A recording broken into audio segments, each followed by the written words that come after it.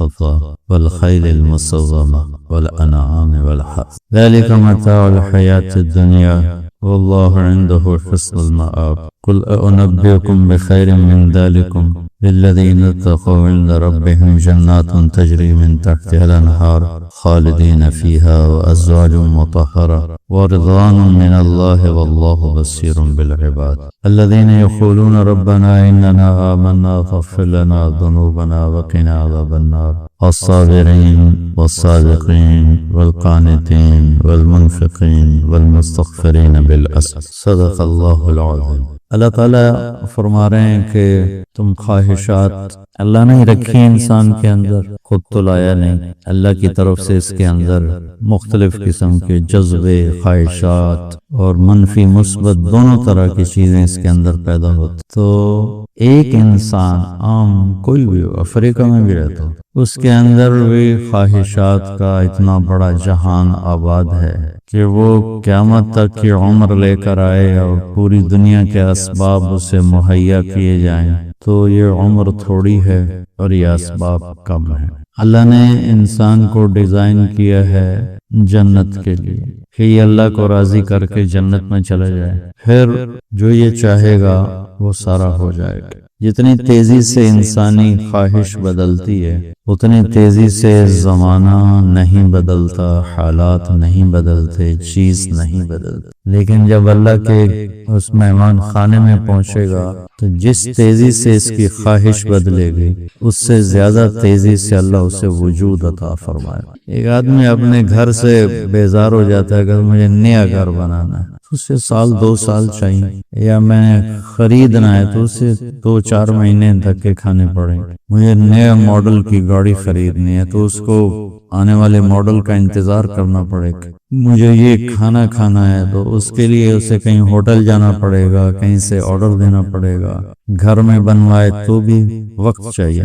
دنیا کا نظام تدریج پر چلتا ہے، یعنی آہستہ آہستہ چلتا ہے، اور انسانی خواہش بہت تیزی کے ساتھ گردش کرتی ہے اور تبدیل ہوتی ہے۔ یہاں اگر ہم اپنی خواہش والے راستے پر چلیں گے نا تو تھک جائیں گے اور زندگی زیادہ خراب ہو جائے گی، زندگی کی کوالٹی خراب ہو جائے گی۔ جب کسی قوم کا عمل خراب ہوتا ہے اور علم ٹھیک ہو تو واپسی کی امید ہوتی ہے، جب علم غلط ہو جائے تو واپسی کی امید بڑی مشکل ہوتی ہے۔ اس وقت مسلم ہو یا غیر مسلم، ان کا علم غلط ہو گیا ہے، وہ آخرت کو بھلا کر صرف دنیا کی زندگی کے پیچھے دوڑ رہے ہیں اور اسی میں ساری خوشیاں لینا چاہتے ہیں، ساری لذتیں لینا چاہتے ہیں، ساری خواہشیں پورا کرنا چاہتے ہیں۔ سونے چاندی کے گھر بھی بن جائیں تو حالات کی چکی ایسی ہے جو اسے پیس کے رہے، یہ ہواؤں میں اڑتا ہو، پانیوں کے سینہ چیرتا ہو، زمین کی تہوں کو کھولتا ہو، یہ سونے چاندی کے برتنوں میں کھاتا ہو، ہیرے کے تاج سر پہ سجاتا ہو، سونے کا نوالا اس کے منہ میں ڈالا جاتا ہو، تو بھی حالات اس کائنات کا ایک ایسا طاقتور نظام ہے جو اسے توڑے گا۔ اب پوری دنیا کے انسانوں کا ذہن بن گیا ہے پیسہ بناؤ پھر موج کرو، یہ ذہن ہے ساری دنیا کا۔ مسلم غیر مسلم لاشعوری طور پر اس سوچ کا غلام بن چکا ہے کہ پیسے سے زندگی بنتی ہے، پیسہ نہیں ہے تو کچھ بھی نہیں ہے، کوئی تمہیں پوچھنے والا نہیں ہے۔ کچھ نظر بھی ایسے ہی آتا ہے تو ایک نظر کا دھوکہ ہو، ایک علم کا دھوکہ ہو گیا تو سارا ٹریک ہی غلط ہو گیا، تو ساری انسانیت دوڑ پڑی مال بناؤ، مال بناؤ، مال بناؤ، پیسہ بناؤ، رشوت کھل گئی، سود کھل گیا، جھوٹ کھل گیا، ہیرا پھیری چل پڑی، 2 نمبری چل پڑی، چوریاں ڈاکے چل پڑے اور جوئے چل پڑے، سٹے چل پڑے، ذخیرہ اندوزی چل پڑی، 2 نمبری چل پڑی۔ اس سب کے پیچھے کیا ہے کہ مال بناؤ، لیکن انسانیت کی گراوٹ کے دوا بھی 2 نمبر بنا کے پیسہ بناؤ۔ تو یہاں اگر سب کچھ مل بھی جائے نا تو بھی انسان خوش زندگی نہیں گزار سکتا، ڈیزائن ایسا وہ اللہ نے آگے ایک جہان رکھا ہے۔ تو یہاں اللہ نے دونوں کا تقابل کرتا ہے کہ تمہیں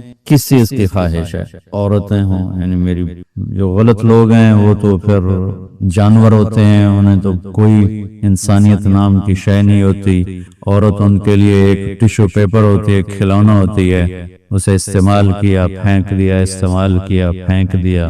دنیا میں کروڑوں لوگ ایسے بھرے پڑے ہیں جو عورت کو کھلونا بنا کے استعمال کرتے، اور میرے اللہ نے اسلام میں عورت کو عزت، یہ ماں کے روپ میں ہو تو اس کے قدموں تلے جنت دکھائی، یہ بیوی کے روپ میں ہو تو اللہ نے فرمایا اعلیٰ درجے کا مسلمان وہ ہے جو بیوی سے اچھا سلوک کرتا، یہ بیٹی کے روپ میں ہو تو ایک بیٹی کی شادی کر دے تو جنت میں نبی کے ساتھ ایسے ہو، اس طرح میرے نبی نے یوں اشارہ کر کے دیکھا۔ یہ بہن کے روپ میں ہو تو بہنوں کو پروان چڑھا دے، بیٹیاں نہ ہوں، اور بہنوں کو حصہ بھی دے، شادی بھی کرے، رخصت بھی کرے، خیال بھی رکھے تو جنت اس کے لیے واجب ہو جاتی۔ پہلی بیٹی پیدا ہو، پہلا بیٹا پیدا ہو، ہم خوشی مناتے ہیں، دیگیں چڑھاتے ہیں، بکرے ذبح کرتے ہیں، آسمان سے کچھ بھی نہیں ہوتا۔ اگر پہلی بیٹی پیدا ہو اور خامند بھی خوشی منائے اور بیوی بھی، یہ شرط ہے، تو آسمان سے ایک فرشتہ اترتا ہے جس کے سبز زمرد کے پر ہوتے ہیں، وہ اس بچی پر، اس ماں پر ایسے پر بچھا دیتا ہے اور کہتا ہے کہ تو بھی کمزور ہے، جس کو تم نے جنا ہے وہ بھی کمزور ہے، جو تم دونوں پہ خرچ کرے گا اللہ اس کا ساتھی ہو جائے گا۔ بیٹا پیدا ہو تو کوئی فرشتہ نہیں آتا، بیٹی پیدا ہو تو یوں فرشتے نازل ہوتے ہیں۔ تو اللہ تعالیٰ نے عورت کو عزت دی، مقام دیا، ہر رشتے میں، ہر روپ میں اس کو ایک عالی شان مقام دیا کہ یہ کھلونا نہیں ہے، یہ تمہاری ہوس کو پورا کرنے کا آلہ نہیں ہے، اس کو اللہ نے عزت دی ہے، اس کو عزت کے ساتھ ہر رشتے میں اس کو عزت دو۔ اور علماء فرماتے ہیں کہ اللہ سیدھا دائیں طرف زیادہ افضل ہے بائیں سے، لیکن اللہ تعالیٰ نے اماں حوا کو بائیں طرف سے پیدا کیا، آدم علیہ السلام کی بائیں پسلی سے نکالا، تو وہ بائیں طرف دل ہوتا ہے، سیدھی طرف دل نہیں ہوتا، دل الٹی طرف ہوتا ہے۔ تو اس میں ایک پیغام دیا کہ عورت کسی بھی رشتے میں ہو اس کی جگہ دل کے قریب ہونی چاہیے، یہ اس طرف سے پیدا کرنے میں یہ پیغام ہے کہ عورت کسی بھی روپ میں ہو وہ دل کے قریب ہونی چاہیے۔ تو چونکہ دین سیکھا نہیں تو کچھ عیاشی میں پڑھ کے کھلونا بنا لیتی، کچھ اپنی معاشرت میں آ کر مارنا، پیٹنا، گالیاں دینا، ماں نے شکایت لگائی تو مارنا شروع کر دیا، کسی بہن نے شکایت لگائی تو مارنا شروع کر دیا، باپ نے شکایت لگائی تو بے عزت کرنا شروع کر دیا۔ یہ میرے ماحول کی چیز ہے اور میں آئے دن یہ بھگتتا رہتا ہوں، سنتا بھی رہتا ہوں اور کڑتا بھی رہتا ہوں کہ میں کیا کر سکتا، یا میری ایک آواز ہے وہ کہاں تک پہنچ سکتی ہے، اور پہنچے بھی صحیح تو کوئی سنے، یہ میرے بس میں کہاں ہے، سن بھی لے اور اس کو سمجھے عمل کر، یہ میرے بس میں کہاں ہے۔ تو اللہ تعالیٰ کا اپنا نظام ہے۔ تو ایک بہت بڑا طبقہ ہے جو اس طرح عورت کو پیس کے رکھتا ہے اور اس کی ماں کے روپ میں ہے تو ذلیل ہو رہی ہے، بیٹی کے روپ میں ہے تو ذلیل ہو رہی ہے، بیوی کے روپ میں ہے تو ذلیل ہو رہی ہے، وہ بہن کے روپ میں ہے تو اس کو جائیداد میں حصہ نہیں مل رہا ہے۔ یہ پورے ملک میں ہمارے یہ تباہی آئی ہوئی ہے، اور اللہ تعالیٰ نے یہاں یعنی شہوت غلط لفظ ہے، یا خواہشات کو کہتے ہیں، خواہشات کی محبت ہر انسان کے دل میں ہے۔ سب سے پہلے عورت کو ذکر کیا کہ کسی بھی گھر کی رونق عورت کے ساتھ، جس گھر میں عورت نہیں ہوتی وہ گھر چڑیا گھر بنا ہوتا، اور لباس سے دونوں کو تشبیہ دی، میں نے پہلے بتایا تھا کہ لباس سے ایک سیکنڈ کے لیے ہم بے نیاز نہیں ہو سکتے، ایسے ہی عورت کے بغیر اور عورت مرد کے بغیر ایک لمحے کے لیے ایک دوسرے سے بے نیاز نہیں ہو سکتے۔ تو پہلی خواہش عورت ہے، پھر اولاد ہے، پھر مال و دولت ہے، پھر سواریاں ہیں، پھر جائیدادیں ہیں، پراپرٹیز ہیں، زمینیں ہیں، ان میں انسان اپنی دھن میں لگا ہوا ہے، اور موت پیچھے اس کو کھائے جا رہی، کھوکھلا کیے جا رہے، ادھر اس کے محل بن رہے ہوتے ہیں، ادھر اس کی خبر تیار ہو جاتی، ادھر اس کے لاکھوں کے جوڑے تیار ہو رہے ہوتے ہیں، ادھر سازہ لٹھے کا کفن تیار ہو چکا۔ تو اس لیے اللہ تعالیٰ نے فرمایا کہ اللہ نے ان چیزوں سے یہ جن کے نام لیے ہیں ان سے روکا نہیں ہے۔ عورت شادی کرو، تمہیں اللہ نے اجازت دی ہے، اولاد ہے ان کی پرورش کرو، کمانا ہے تو کماؤ، سونا چاندی کماؤ، کون روکتا؟ اور سواریاں اچھی رکھنی ہے تو رکھو۔ میرے نبی نے گدھے پر بھی سواری کی، خچر پر بھی کی، اونٹ پر بھی کی، اور اعلی نسل کے گھوڑوں پر بھی کی۔ تو آپ نے امت کے تمام طبقات کے لیے راستہ دکھا دیا۔ اسلام میں صرف غربت کا نمونہ نہیں، اسلام چپڑاسی سے لے کر بادشاہ تک کا نمونہ پیش کرتا ہے، اور زندگی کے ہر پہلو پر میرے نبی کا نور پڑ رہا ہے اور ان کی روشنی پڑ رہی ہے کہ بادشاہوں کو بھی اگر زندگی گزارنی ہے تو نبی کے طریقے کو دیکھیں گے۔ ایک دفعہ سعد بن عبادہ آپ کے لیے ایک جوڑا لائے کپڑوں کا، کہا جی آپ کو پہنانا ہے۔ آپ نے پوچھا کتنے کا ہے؟ فرمایا 27 اونٹ دے کے یہ جوڑا خریدا ہے۔ 27۔ آج بھی ماٹھے سے ماٹھا اونٹ 2 لاکھ کا ہے، تو تم اسی ردی اونٹ پہ رہو 2 لاکھ، تو 54 لاکھ کا جوڑا میرے نبی نے پہنا۔ انکار نہیں کیا تو اتنا مہنگا لے گا، لے جا، میں نہیں پہنتا۔ جب تو انکار کرتے ہیں نا، انکار نہیں کیا، پہنا، اتار دیا۔ پہن کے یہ سنت نہیں اس کو کہیں گے، اس کو اجازت کہیں گے۔ آپ نے اجازت دی کہ آپ کو پتہ ہے میری امت میں بادشاہ بھی آئیں گے، میری امت میں مالدار بھی آئیں گے، صنعتکار بھی آئیں گے، دولت مند بھی آئیں گے، میں نے سب کو نمونہ دینا ہے۔ تو آپ پائبند لگے کپڑے ہی ساری زندگی پہنتے تو مالداروں کے لیے کہاں سے راستہ ملتا؟ تو صرف غریبوں کے لیے آپ نمونہ تھے، مالداروں کے لیے تو نہیں تھے۔ آپ اگر ساری زندگی گدھے پر ہی سوار کرتے تو لینڈ کروزر والے کو نمونہ کہاں سے ملتا؟ پراڈو والے کو نمونہ کہاں سے ملتا؟ مرسڈیز والے کو نمونہ کہاں سے ملتا؟ تو میرے نبی نے اعلی نسل کے گھوڑے سجل، سکب، سبحہ، ورد، یعصوب، یعبوب، یہ گھوڑوں کے نام ہیں جو خوبصورت۔ آپ کا گھوڑا تھا ورد گلاب کے پھول کو کہتے ہیں کہ جیسے گلاب کا پھول سارے پھولوں میں نمایاں نظر آتا ہے، ایسے ہی وہ گھوڑا سارے گھوڑوں میں نمایاں نظر آتا تھا۔ سبحہ تیرنے کو کہتے ہیں، تو اس کا نام سبحہ تھا۔ جب وہ دوڑتا تھا تو لگتا تھا تیر رہا ہے۔ تو آپ نے اپنی امت کے مالداروں کو بھی راستہ دیا اور اپنی امت کے غریبوں کو بھی راستہ دیا۔ ایک دفعہ سعد بن عبادہ، یا رسول اللہ آپ کی دعوت کرنی ہے، ہوگا کرو۔ تو اگلے دن دیگچے چڑھے ہوئے آ گئے۔ کیا کیا ہے کہ یا رسول اللہ 100 اونٹ ذبح کیے ہیں اور صرف مغز پکا کے لائے ہوں۔ آپ کہتے اٹھا کے لے جا، اتنا اسراف کیا تو نے، تجھے شرم نہیں آتی؟ جیسے آج کل کے خشک دیندار جو ہوتے ہیں، اتنا اسراف کیا ہے، اس سے مسجد بن جاتی، اتنا اسراف کیا ہے، اس سے غریب کی شادی ہو جاتی، اتنا اسراف کیا ہے، اس سے فلاں کا علاج ہو جاتا۔ تو آپ کہتے لے جا، میں نہیں کھاتا، کوئی نہیں کھائے گا، تو نے اتنا اسراف۔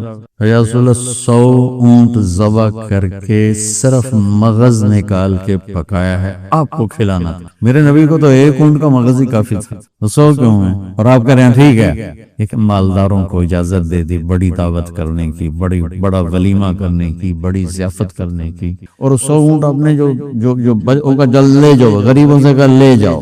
100 اونٹ تقسیم کر دیے اور صرف اس کا مغز نکال کے آ کے اللہ کے نبی کو کھلائے۔ تو میرے نبی پاک صلی اللہ علیہ وسلم پہ قربان جاؤں، اب زندگی کے ہر خوبصورت پہلو پر آپ نور نبوت چمک رہا ہے، آفتاب نبوت چمک رہا۔ تو اللہ تعالیٰ نے اس سے روکا نہیں ہے، یہ ساری نعمتیں ہیں جس کو اللہ گنوا رہا ہے، لیکن ان نعمتوں کی حقیقت کیا ہے؟ متاع الحیات الدنیا، مٹ جانے والی چیزیں۔ اگر ان میں حرام میں پڑ گئے تو برباد ہو جاؤ۔ عورتوں سے حرام تعلق ہے، پیسے حرام طریقے سے ہے، سونا چاندی حرام طریقے سے ہے، سواریاں حرام راستے سے ہیں، تو پھر تمہارے لیے تباہی کے سوا کچھ بھی نہیں۔ تو حلال میں بھی یہ ہوں تو بھی اللہ کہتا ہے چاہے حلال بھی ہو تو چھوڑ کے تو جاؤ گے۔ آخر سلیمان علیہ السلام بھی حکومت چھوڑ کے ہی گئے، کتنی بڑی حکومت اللہ نے دی کہ سخرنا له الريح تجري بأمره رخاء حيث أصاب والشياطين كل بناء وغواص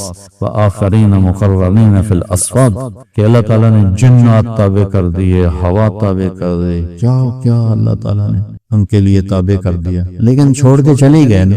ذوالقرنین نے مرتے ہوئے کہا میرے ہاتھ کفن سے نکال دینا کہ لوگوں کو پتہ چلے کہ اتنا بڑا بادشاہ بھی خالی ہاتھ جا رہا۔ تو اللہ نے تقابل کرتے ہوئے کہا للذین اتقوا، پہلے کہا میں تمہیں بتاؤں اس سے بھی اعلیٰ چیز، یہ تمہیں حلال بھی ملے تو چھوڑ کے ہی جاؤ گے نا۔ اور ایک عورت تمہیں جنت کی حور مل جائے لیکن بڑھاپے میں اسی کو دیکھنے کو جی نہیں چاہے گا، اور تو جو اپنے جوانی پہ نازا ہے چند سال بعد تیرا بھی اپنے آپ کو دیکھنے کو جی نہیں چاہے گا۔ بولو پہلوان ہمارے دور میں جب اسکول پڑھتے تھے تو وہ رستم اعظم تھا، پوری دنیا میں اس نے چیلنج کیا اور اس کو کوئی گرا نہیں سکا۔ پہلے اس کے دادا گامے کا نمبر تھا، گاما اس کے دادے کا بڑا بھائی تھا، یہ امام بخش کا تھا پوتا، تو بیٹا، تو وہ اس کا تایا تھا، دادا نہیں تایا تھا۔ تو پہلے گامے کا نمبر تھا، پھر اس کا بھولو، رشید اس کا نام تھا۔ تو اس کی اکھاڑے میں جو مار دھاڑ تھی ساری دنیا نے دیکھی تھی، اور پھر میں نے ایک وہ روپ اور پھر ایک روپ میں نے اپنی آنکھوں سے دیکھا کہ بھولو برائمنڈ آیا تھا مولانا زکریا صاحب رحمۃ اللہ علیہ سے ملنے کے لیے، تو نہ اسے اٹھا جاتا تھا نہ بیٹھا جاتا تھا، اس کو سہارے سے اٹھاتے تھے، سہارے سے بٹھاتے تھے، ہاتھ پاؤں بھی حرکت نہیں کرتے تھے، ایسے پھیلا ہوا تھا۔ تو حضرت شیخ فرمانے لگے اتنی چربی تو نے پالی ہوئی ہے جن قبر کے کیڑوں کو کھلانے کے لیے، کوئی اس کی بھی فکر کر۔ تو آگے کہتا سبحان اللہ سبحان اللہ سبحان کو بھی پنجابی میں لے گئے، سبحان اللہ۔ میں ساتھ کھڑا ہوا تھا۔ تو یہاں سب کچھ مل جائے تو زوال ہے، چند سال گزرنے کے بعد زوال ہے۔ تو اب اللہ کہہ رہا میں تمہیں ایک اس سے اعلیٰ چیز بتاؤں، اُنبئکم بخیر من ذالکم، کیا ہے؟ للذین اتقوا عند ربہم جنات تجری من تحتها الانہار خالدین فیہا وازواج مطہرہ ورضوان من اللہ واللہ بصیر بالعباد، کہ اگر مجھ سے دوستی لگا لو، تقویٰ کیا ہے؟ اللہ سے دوستی لگا، اور تقویٰ کوئی ایسی آسمانی مخلوق نہیں ہے یا ایسی کوئی مشکل صفت نہیں ہے جو پیدا عام سے عام مسلمان تقوی والا ہو سکتا۔ آگے آئیں گی، میں وہ بتا رہا ہوں، بلکہ پہلے وہ بتا دیتا ہوں کون ہے تقوی والے۔ اللہ جو یہ کہتے ہیں اللہ ہم تیرے اوپر ایمان لائے، یا اللہ ہمارے گناہ معاف فرما، ہمیں جہنم سے نجات عطا فرما۔ اور تقوی والے کون ہوتے ہیں؟ جو صبر کرتے ہیں، جو سچ بولتے ہیں، جو عبادت کرتے ہیں، جو خرچ کرتے ہیں، اور جو تہجد پڑھتے ہیں۔ یہ 4-5 باتیں ہیں، یہ کر لو تو آپ تقوی والے ہو۔ تو اس پر ملنے والا کیا ہے؟ جنات تجری من تحتها الانہار۔ انسان جب سے پیدا ہوا ہے اور جب سے پروان چڑھ رہا ہے اور نسل در نسل آئیڈیل لائف کی تلاش میں، 18ویں صدی میں جب سائنس نے ایک دم آنکھیں کھولی اور انسان نے کائناتی علم دریافت کیے، تو ایک شور اٹھا کہ اب خدا کوئی نہیں ہے، اللہ کوئی نہیں ہے، یہ سارا سسٹمیٹک سسٹم ہے۔ تو ہم نے مادی طاقتوں کا راستہ دیکھ لیا ہے، ہمیں کسی خدائی جنت کی ضرورت نہیں، ہم دنیا کو جنت بنا دیں گے۔ یہ 18ویں صدی میں بہت انکار، اللہ کے انکار کی بہت ہوا چلی۔ پھر انسانی علم خود یہاں تک پہنچا کہ نہیں، اللہ کے انکار کے بغیر کائنات کا کوئی نہ سر ہے نہ پیر ہے، نہ توجیہ ہو سکتی ہے، نہ کوئی اس کے کسی سوال کا جواب ہو سکتا ہے، لہذا ایک خالق ضرور ہے جس نے اس کائنات کو پیدا کیا ہے۔ تو انسان، اچھا ایک بات پہلے میں جو میڈیکل سائنس کہتی ہے کہ انسان اپنے ذہن میں کبھی بھی ناممکن کی تمنا نہیں کر سکتا۔ آپ کو کسی ان پڑھ سے ان پڑھ، ایک چھوٹی سی مثال، کدی 2 تے 2 5 ہو جائیں، کسی کو یہ تمنا کرتے دیکھا ہے کدی 2 تے 2 5 ہو جائیں، ایک چھوٹی سی مثال عام فہمدی ہے، اس کو پھیلا دو۔ انسان کا کمپیوٹر ناممکن کو نہ سوچتا ہے نہ تمنا کرتا ہے، اندر وہ چیز جاتی نہیں، ناممکن کی تمنا نہیں پیدا ہوتی۔ پھر یہ زندگی کیوں چاہتا ہے؟ یہ کیوں چاہتا ہے موت نہ آئے، موت نہ آئے، موت نہ آئے؟ یہ کیوں چاہتا ہے جبکہ ناممکن کی تمنا اندر نہیں پیدا ہوتی؟ یہ مستقل صحت کیوں مانگتا ہے، لمبی عمر کیوں مانگتا ہے، ہر وقت کی جوانی کیوں مانگتا ہے، ہر وقت کی خوشی کیوں مانگتا ہے، جبکہ یہ ساری چیزیں ناممکن ہے۔ اس جہان میں ہر وقت کوئی خوش نہیں رہ سکتا، ہر وقت کوئی صحت مند نہیں رہ سکتا، مستقل کوئی زندہ نہیں رہ سکتا۔ پھر یہ ساری خواہشیں جو ابھرتی ہیں یہ بھی بتلاتی ہیں کہ کوئی جہان ایسا چھپا ہوا ہے جہاں زندگی ہے، موت نہیں، آئیڈیل لائف ہے اور کوئی دکھڑا نہیں۔ یہ خود، یعنی میں آپ کو سائنس کے لحاظ سے بات بتا رہا ہوں، اس کی ہمیں ضرورت کوئی نہیں، لیکن ابراہیم علیہ السلام نے کہا تھا وَلَٰكِن لِيَطْمَئِنَّ قَلْبِي، کہ دل کے اطمینان کے لیے یہ بھی ایک دلیل ہے عقلی اور سائنسی کہ انسان ناممکن نہیں سوچتا، تو پھر کیوں سوچتا ہے جوان رہوں، خوشیاں دیکھوں، غم نہ دیکھوں، موت نہ دیکھوں، عالی شان گھر ہو، عالی شان سواری ہو؟ یہ کیوں دیکھتا ہے کہ ایک جہان موجود ہے جہاں یہ عالی شان زندگی موجود ہے۔ وہ کہاں ہے؟ عند ربہم، وہ اللہ کے پاس۔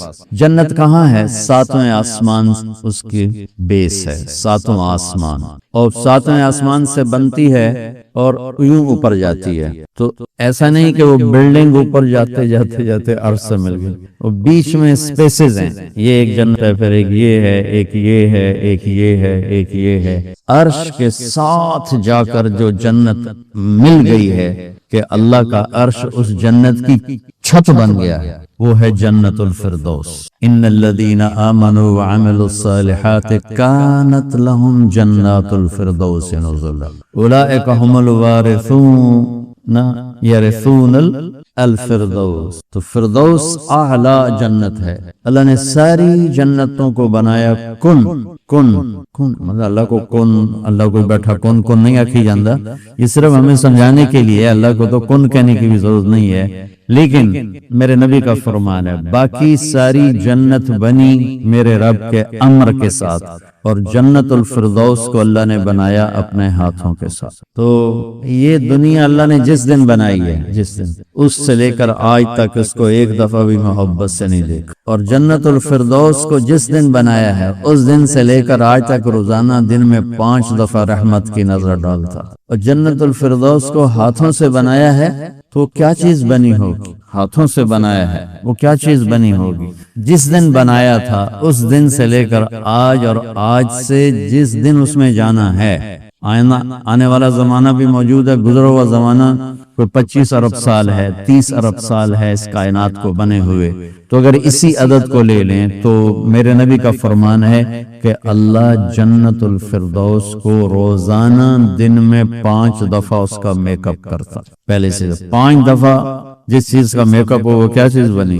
اچھا یہ تو دنیا ہے نا، چھوٹی چیز ہے، اس کا تو زیادہ میک اپ ہو نہیں۔ اس مسجد کا ہم میک اپ شروع کریں تو یہ چھوٹا سا حال ہے، سال 2 سال 3 سال میں ہم دنیا کے تارے توڑ کے لے آئیں، تو بھی چند سال کے بعد کوئی جگہ ہی نہیں ہوگی بھی اب کہاں کیا چیز رکھیں۔ میں اس پہ حیران ہوتا ہوں، ایک لڑکی دلہن بن رہی ہے تو وہ پارلر پہ اسے 1 گھنٹہ 2 3 4 5 6 7 8 لگا لو، اس کے بعد وہ کیا کریں گے؟ منہ ایڈا سارا، تو اب اس کے اوپر پورا ڈبہ تو نہیں ڈال دیں گے پاؤڈر کا، یا ساری سرخی اس کے منہ پہ مل دیں گے، تو وہ تو بھوتنی بن جائے گی بجائے دلہن بن۔ تو ایک لڑکی ہے، ایک لڑکا ہے، ایک گھر ہے، اس کی ڈیزائننگ ہے، اس کا میک اپ ہے، کسی کو چند گھنٹے لگیں گے، کسی کو چند سال لگیں گے، اور پھر ختم، کہ بس اس سے زیادہ نہیں ہو سکتا ہے۔ لیکن میں جب بھی سوچتا ہوں میں گم ہو جاتا ہوں، حیرت میں گم ہو جاتا ہوں کہ اللہ نے جنت الفردوس کی ہر چیز، تم نوجوان بیٹھو، حوری کہہ دیتا ہوں، جنت کی حور کو اللہ نے پیدا کیا امر کن، باقی جنت ہے، اور جنت الفردوس کی حور کو پیدا کیا اپنے ہاتھوں سے پیدا کیا۔ تو کن اور حادثے کا کتنا فرق ہے۔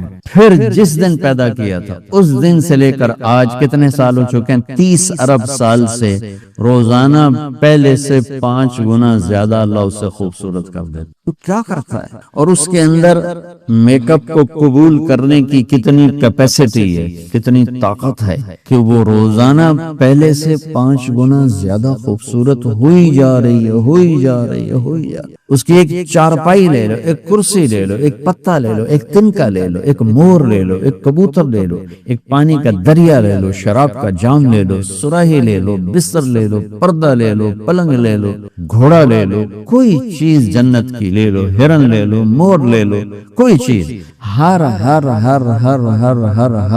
چیز کو اللہ پہلے سے 5 گنا زیادہ حسین، آج 5 دفعہ مکمل ہو گیا، کل آئے گا پھر 5 دفعہ پہلے سے زیادہ حسین۔ 30 ارب سال سے جس چیز کا میک اپ ہو رہا ہو، اور آئندہ زمانوں میں بھی اس کا ہونا ہی ہے، اور میک اپ کرنے والا بھی اللہ ہو، تو وہ کیا چیز بنی، کیا چیز ہو۔ اور دنیا کو جنت بنا بھی لو تو موت کا کیا کرو۔ ایک آدمی نے بہت عالیشان بنایا اپنا گیٹ گھر، تو میں اس کے ساتھ جا رہا تھا تو مجھ سے کہنے لگا مولانا صاحب اتنے ہی ویکھو اتنے روپیے لا چھڑیں تسی ویندے ہی نہیں پے ہو، دیکھو میں نے کیا بنایا۔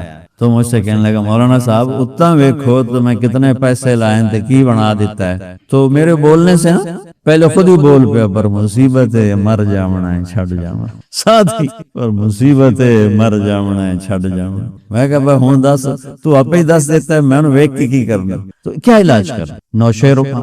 نوشیروان کے پوتے خسرو پرویز نے محل بنایا 11,000 پلر پر 11,000 ستونوں پر محل بنایا اور 10 سال نہیں رہ سکا اس میں اور وہ محل زیر و زبر ہو گیا. کیسل میں شکست دی اور محل کو آگ لگا دی. عبد الرحمن الناصر اموی بادشاہ نے اسپین میں محل بنایا 4,316 پلر اور برج اور 25 سال صرف اس میں رہا اور جا کے اسی قبر میں گر گیا جس قبر میں غریب جا کے گرتا ہے.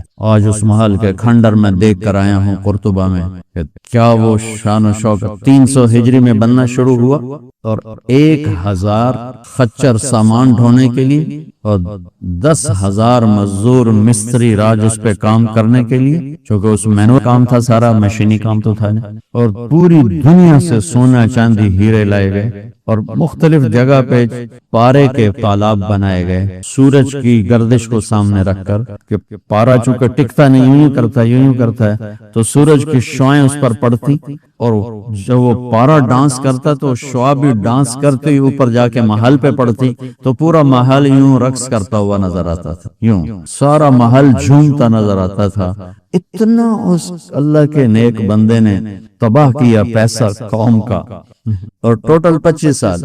اب 350 میں وہ مر گیا اور اس کی سوانے میں لکھا ہے 50 سال میں نے حکومت کی اور ہر دشمن کو زیر کیا لیکن میں نے اپنی خوشی کے دن گنے 50 سال میں تو صرف 14 دن.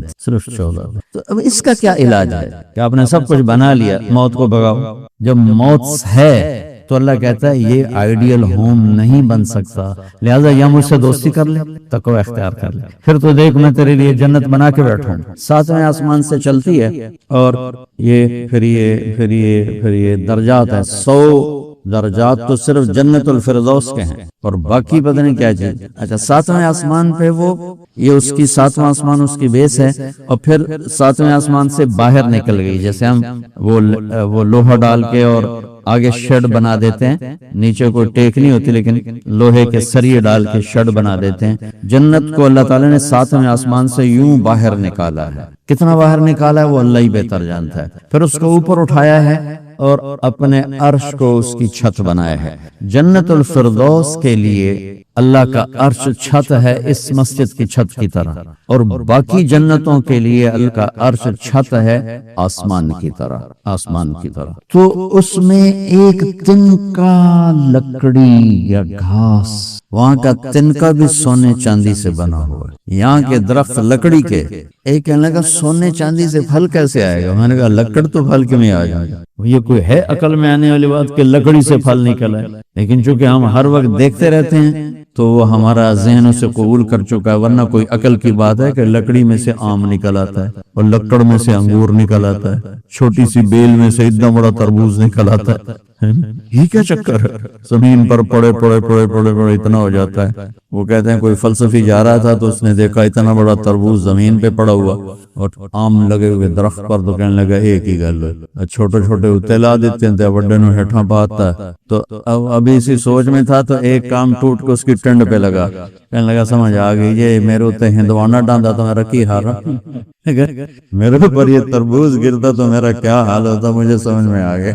تو اللہ نے ادنا ترین چیز جو لگائی ہے جنت میں سونا اور چاندی ہے زمرد اور یاقوت ہے ہیرا اور جوہر ہے. اور میں نے ملکہ برطانیہ کے محل میں دیکھا اس کے تاج میں ان کے محل میں عجائب گھر بنا ہوا تو ان کے تاج میں لگا ہوا تھا کوہ نور لیکن اب اس کی وہ شان شوکت نہیں رہی چونکہ کاٹ کے تاج میں لگایا اور پھر 3 ٹکڑے کر کے آگے ایک پٹی میں رکھا ہوا تھا. یہ پورا جو ہیرا تھا دیوگری جنوبی ہند کی ایک ریاست تھی اسے علاؤالدین خلجی نے فتح کیا. تو جب مال غنیمت کے لیے خزانے کا دروازہ کھولا گیا تو اس میں یہ ہیرا پڑا ہوا تھا. تو علاؤالدین خلجی کے منہ سے بے ساختہ نکلا کوہ نور یہ تو نور کا پہاڑ ہے، تو اس سے اس ہیرے کا نام ہی کوہ نور پڑ گیا۔ تو پھر جب انگریزوں نے فتح کیا ہندوستان کو تو پھر ملکہ برطانیہ کے لیے اسے جہاز کے ذریعے سے وہاں لندن پہنچا دیا گیا۔ یہ دنیا کا سب سے بڑا ہیرا تھا،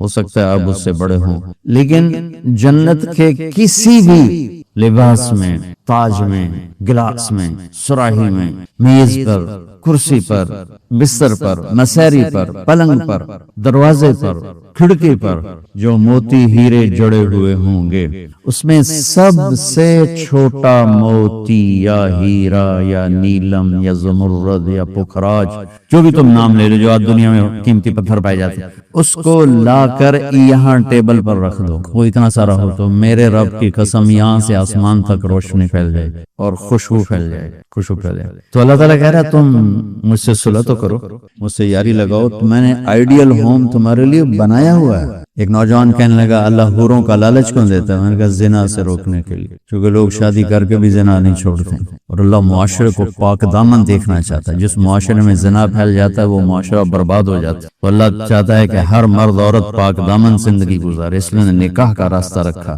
اور پھر مرد کی شہوت کو روکنے کے لیے وعدہ کیا تو یہاں صبر کر، حلال کام کر، تو آجا میرے پاس، میں نے تیرے لیے تیری اس خواہش کا سامان تیار کر کے رکھا ہوا ہے کہ یہاں کا مادہ مٹی ہے، وہاں کا مادہ مشک و عنبر ہے، وہاں کی گھاس زعفران کی ہے، یہاں زعفران اتنا سا ملتا ہے اور لاکھوں روپے کا کلو ملتا ہے، اور وہاں پوری میدان میں جو گھاس ہے وہ زعفرانی ہے، اور گھر کی ایک اینٹ موتی کی، ایک اینٹ زمرد کی ہے، ایک یاقوت کی ہے، ایک زمرد کی ہے، ایک سونے کی ہے، ایک چاندی کی ہے، بیچ میں مشک کا گارا ہے اور زعفران کی گھاس ہے، اور اللہ کا عرش اس کی چھت بنایا گیا ہے، اور وہ اندر بیٹھو تو باہر نظر آتا ہے، باہر بیٹھو تو اندر نظر آتا ہے۔ میں نے جو ایک دفعہ جنت کا محل دیکھا خواب میں، تو یہ اس کی میں نے صفت جو پڑی تھی وہ میں نے آنکھوں سے دیکھی کہ میں اس کے اندر چل رہا تھا، مجھے باہر بھی نظر آ رہا تھا اور اوپر بھی نظر آ رہا تھا اور دائیں بائیں بھی نظر آ رہا تھا، حالانکہ میں ایک گیلری میں چل رہا تھا، اور اس کا جو فرش تھا مجھے لگتا تھا ہر فرش کی ٹائل کے نیچے سورج نکلا ہوا ہے، اس طرح اس میں سے روشنیاں نکل رہی تھی، روشنیاں نکل رہی تھی۔ میں حور کو بیان کرتا ہوں جو ابن القیم نے لکھا ہے، لیکن جو میں نے دیکھی ہے وہ میں بیان نہیں کر سکتا، میں اس اب بھی دیکھ رہا ہوں۔ میرے رب کی قسم میں کیسے بتاؤں کہ وہ کیا حسن، کیسے بتاؤں، یقین مانو میں کتنا جنت کو بولتا ہوں اور میں جنت کے حوروں کو بولتا ہوں جو لکھا ہوا ہے، لیکن جو اللہ نے مجھے دکھایا وہ میرے پاس نہ لفظ ہے، اس کی مسکراہٹ ہوئے ہوئے ہوئے ہوئے، اگر وہ دنیا میں ہوتی تو میں تو ویسے مری فوت ہی ہو جاتا۔ اس لیے میرے نبی کا فرمان ہے کہ لولا ان اللہ قضا لأہل الجنت الا يموت لمات من حسنها وجمالها، اللہ نے جنت کی لڑکی کو ایسا حسن و جمال دیا ہے، اگر موت مرنا گئی ہوتی تو اس کو دیکھ کے آنکھیں برداشت نہ کرتی، کلیجے پھٹ جاتے، مر جاتے۔ تو یہاں کی عورتوں کے لیے بھی بشارت ہے کہ ایمان والی نیک صالح پاک دامن عورت جنت کی اس حور سے 70,000 گنا زیادہ خوبصورت ہو۔ 70,000 گنا کا مطلب ہوتا ہے لا محدود۔ ایک دفعہ حضرت ام سلمہ نے پوچھا یا رسول اللہ نساء الدنیا افضل ام نساء الجنہ، دنیا کی عورتیں افضل ہیں یا جنت کی عورتیں؟ آپ نے فرمایا بل نساء الدنیا، ام سلمہ دنیا کی عورت۔ تو نے کہا یا رسول اللہ وہ کیسے؟ یعنی ہم تو مٹی سے بنی ہیں اور گندگیوں میں بھری ہیں، اور وہ تو مشک عنبر زعفران کافور سے بنی ہیں، پاک پاکیزہ ہیں۔ تو آپ نے فرمایا ام سلمہ بصلاتہن وصیامہن وعبادتہن للہ عز وجل، ام سلمہ یہ ان دنیا کی عورت نماز پڑھتی ہے، روزہ رکھتی ہے، اللہ کی بندگی کرتی ہے، اس وجہ سے اللہ البس اللہ وجوہہن النور، اللہ ان کے چہروں پہ اپنا نور ڈالے گا، وَأَجْسَادَهُنَّ الْحَرِيرِ، اور ان کے جسم کو ریشمی لباس سے سجائے گا، وَأَمْشَاطُهُنَّ الذَّهَبِ، اور ان کی کنگھیاں سونے کی بنائے گا، وَمَجَامِرُهُنَّ الْأُلُوفِ، یہ میں نہیں دکھاتا یہ جو عود ہے الوف پڑھن ایسا میں بیچارہ ماٹھا عود ہے، وہ تو جنت کا عود ہوگا، مجامر تو کوئی دینا کوئی چیز پکڑنے کے یا ٹیشو پیپر دے دو. اس کو کہتے ہیں مجمار. مجمار کا اردو میں لفظ دھونی دینے کی چیز. اس میں مجامر جمع ہے مجمار، کہ اس طرح ان کے سامنے ہوں گے اور اس میں عود جل رہا ہوگا اور اس کی خوشبو پھیل رہی ہو. یہ دنیا کی عود ہے، ساری مسجد میں خوشبو آتی کہ نہیں آتی؟ ہم ماٹھی سی چیز ہے، تو وہ کیا چیز ہو؟ وہ خوشبو ایک بہت بڑی یعنی فریش کرنے والی ایک نعمت اللہ نے بنائی کہ دماغ کی غذا ہے خوشبو، آنکھوں کی غذا ہے سبزہ اور دماغ کی غذا ہے خوشبو. اللہ تعالیٰ نے اس کو خوشبوؤں سے بھر دیا. عرفہا لہم کا ایک ترجمہ ہے کہ جنت کو اللہ تعالیٰ ان کے لیے خوشبودار بنا رہا ہے. عرف خوشبودار بنانا. ایک اور ترجمہ بھی ہے لیکن ابھی اس کی مناسبت سے مجھے یاد آیا کہ عرفہا لہم، کہ آ جاؤ ایک دفعہ مجھ سے دوستی لگا کے، پھر ایسی جنت دوں گا جس میں خوشبوئیں خوشبو ہوگی، اور ایسی خوشبو ہوگی کہ یہ ادھر تو لگاتے ہیں اور تھوڑی دیر بعد ختم ہو جاتی ہے، وہ تمہیں ہمیشہ مہکائے رکھے گی اور تمہیں ہمیشہ تر و تازہ رکھے گی، خوش و خرم رکھے گی. تو اللہ تعالیٰ فرمایا تو میرے پاس آ جاؤ، تو تم جس آئیڈیل ہوم کو ڈھونڈتے ہو وہ میں نے تمہارے لیے تیار کیا ہوا ہے. تجری من تحتها الانہار، پانی یا انہار دریا کو کہتے ہیں کہ وہ دریا ہی دریا ہیں. اصل میں دریا ایک کنایا ہے، یہ ہے اس کے لیے خوبصورتی کے لیے کہ پانی سے حسن آتا ہے. لوگ سردیوں میں گرمیوں میں مری جاتے ہیں، ناران جاتے ہیں، لورا لائی نہیں جاتے، فورٹ منرو نہیں جاتے، وہ بھی ٹھنڈا ہے لیکن وہ اتنا ویران ہے کہ اس پہ سبزے نام کی شائی کوئی نہیں. اور کیوں نہیں ہے کہ پانی کوئی نہیں؟ پانی نہ ہونے کی وجہ سے کالے پہاڑ ہیں. مری ناران کاغان میں پہاڑ سرسبز ہیں کیونکہ وہاں پانی بہت زیادہ ہے. تو انہار انہار انہار، یہ اشارہ ہے خوبصورتی کی طرف. اور انہار دریا سے حدیث سے یاد آ گئی وصف الجنہ فی وصف الجنہ. یہ ایک مسقطی عالم کی لکھی ہوئی کتاب تھی، مجھے اچانک یاد آ گئی کہ وہ دریا میں ان کے بحری جہاز چلیں گے، ایک ایک جہاز اتنا بڑا ہوگا کہ پوری دنیا اس کے مقابلے میں حقیر ہوگی. دنیا کو 24,000 کلومیٹر کی دنیا اس جہاز کے سامنے حقیر ہوگی. تو جب وہ اس جہاز پہ چڑھیں گے سیر کرنے کے لیے تو وہاں ان کے لیے الگ بیویاں ان جہازوں میں ہوں گی اور ان کو مچھلیاں گھیر لیں گی چاروں طرف سے. تو ان کو سلام کر کے کہیں گی اللہ کے دوست مجھے کھاؤ گے؟ وہ کہے گا کھاؤں گا. تو وہ پوچھے گی مچھلی کباب کھاؤ گے سالن کھاؤ گے؟ تو وہ کہے گا اتے تو آؤ اندر ہی گلنا کی چھن. تو پھر وہ چھلانگ لگا کے اوپر آ جائے گی. تو موت تو ہے نہیں، تو وہ کہے گا کباب کھلاؤ. تو وہ یوں کرے گی تو ایک کندھے سے کباب نکل کے سامنے آنا شروع ہو. کہے گا سلام دے، تو یوں کرے گی. تو میں یہ بنگلہ دیش میں حدیث بیان کرتا ہوں، بہت مزہ آتا ہے کیونکہ بنگالی بڑے خوش ہوتے، ان کی غذا مچھلی ہے. ایک دفعہ پہلوانوں کو اکٹھا کیا. زندگی میں پہلی دفعہ میں نے پہلوان اتنے دیکھے اور پہلی دفعہ ان سے میں نے بات کرنی، میں پریشان، یا اللہ میں ان سے کیا بات کروں، سارے کرتے اڈی اڈی کنی اڈی اڈی سر تے کان کسی دا این کسی دا این کسی دا این کر کے پئے ہوئے. یا اللہ میں نہ بلائی نو کی گل کروں، کوپڑیاں کتوں گل جاؤں.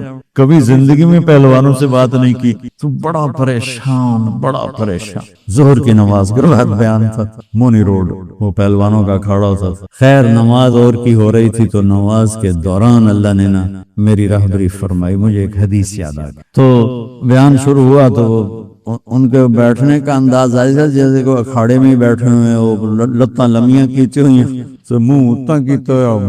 میں تو نہ سامنے چڑا جا بیٹھا ایسا. تو میں نے ان سے کہا دیکھو بھائی، یہاں سے میں نے بات شروع کی، دیکھو بھائی اصل زندگی ہے جنت اور دنیا ہے عرض. اور جنت میں جانے کا سب سے زیادہ مزہ پہلوانوں کو آئے گا. وہ سارے ذرا این ہو گئے، پہلے این ہو گئے. پہلوانوں کو بڑا مزہ آئے گا جنت میں جانے کا، اس لیے کہ جنت کا پہلا کھیل جو اللہ ہمیں دکھانے والا ہے، پہلی انٹرٹینمنٹ جو جنت کی ہوگی سب سے پہلے وہ مچھلی اور بیل کی کشتی ہوگی. اب ہمیں تو کشتی آتی نہیں تو ہمیں تو نہیں پتا لگے گا مچھلی نے کیا داؤ لگایا، بیل نے کیا داؤ لگایا. تم سارے پہلوان ہو، تمہیں پتا ہے داؤ کیا ہوتا ہے. جب بیل داؤ لگائے گا تو اس لیے نعرے مارو گے، جب مچھلی داؤ لگائے گی پھر تم نعرے مارو گے، اور تمہیں وہ مچھلی اور بیل کی کشتی دیکھنے کا جو مزہ آئے گا وہ ہمیں تو آئے گا نہیں۔ یہاں سے بات چلی، وہ تھوڑے تھوڑے ان کی آنکھیں کھلی۔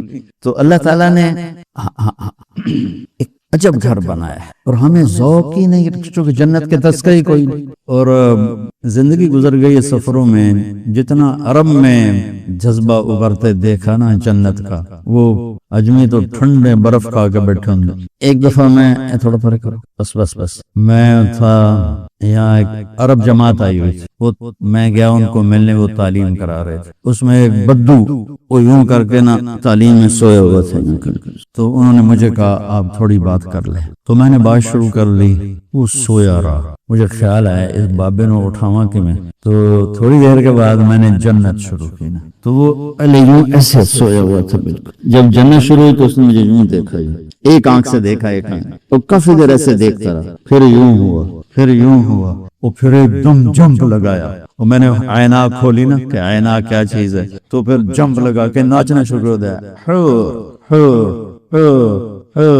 تو میرا رب کہتا ہے دوستی لگا لے، گھر تیار ہے، یہاں سونے چاندی کا گھر بھی چھوڑ کے تو جاؤ گے نا، اور وہاں وہ گھر بنایا ہے جسے چھوڑو گے نہیں، ہمیشہ رہا۔ اللہم لک الحمد کما انت اہلہ، وصلی علی محمد کما انت اہلہ، وفعل بنا ما انت اہلہ، انک اہل التقوی واہل المغفرہ، ربنا آتنا فی الدنیا حسنہ وفي الآخرة حسنة وقنا عذاب النار، ربنا هب لنا من أزواجنا وذرياتنا قرة أعين واجعلنا للمتقين إماما، ربنا لا تزغ قلوبنا بعد إذ هديتنا وهب لنا من لدنك رحمة إنك أنت الوهاب، اللهم إنا نعوذ بك من زوال نعمتك وفجاءة نقمتك وتحول عافيتك وجميع سخطك، اللهم إنا نعوذ بك من الحور بعد الكور ودعوة المظلوم، اللهم إنا نعوذ بك من جهد البلاء ودرك الشقاء وسوء القضاء وشماتة الأعداء،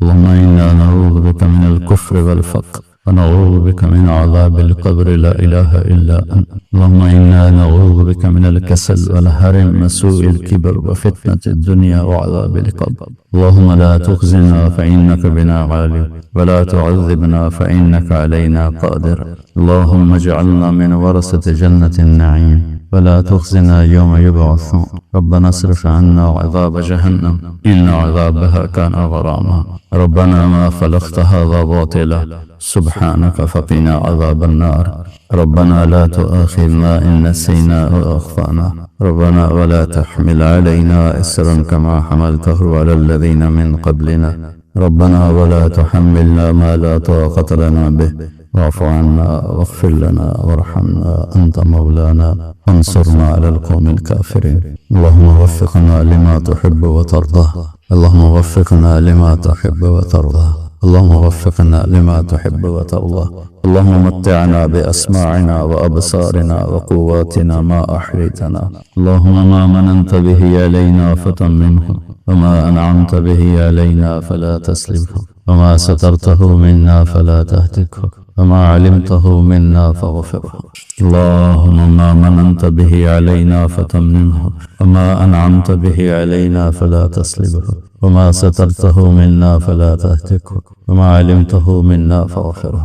یا اللہ جتنے دوستوں نے ہاتھ اٹھائے ہوئے ہیں، جتنے مستورات نے، مردوں نے، بڑوں نے، چھوٹوں نے تیری بارگاہ میں میرے ساتھ ہاتھ اٹھائے ہوئے ہیں، ہماری دنیا میں بھلی کر دے، ہماری آخرت بھی بھلی کر، ہمیں دنیا میں بھی عافیت کی چھاؤں دے، ہمیں موت پر بھی سکرات کے دکھوں سے ہمیں عافیت کی یا اللہ چھاؤں دے، اور ہماری قبر کو بھی روشن فرما، اور ہمارے حشر کو بھی عافیت والا عرش والا سایہ نصیب فرما، اس دن بچھڑ جانے سے بچا، ننگے پن سے بچا، بیڑیاں ہتھ کڑیاں لگنے سے بچا، یا اللہ ہمیں دنیا کی جیلوں سے بھی بچا اور آخرت کی جیلوں سے بھی بچا، یا اللہ عافیت کا معاملہ فرما، آگے پیچھے دائیں بائیں اوپر نیچے سے ہماری حفاظت فرما، یا اللہ تکبر سے بچا، عجب سے بچا، مال کی حوث سے بچا یا اللہ، بڑا بننے کی حوث سے بچا یا اللہ۔ تو ہمارے ان اداروں کو، اس میں پڑھنے والے، پڑھانے والے، کام کرنے والے سب کو، یا اساتذہ کو، ان کے بچے بچیوں، گھر والوں کو قبول فرما،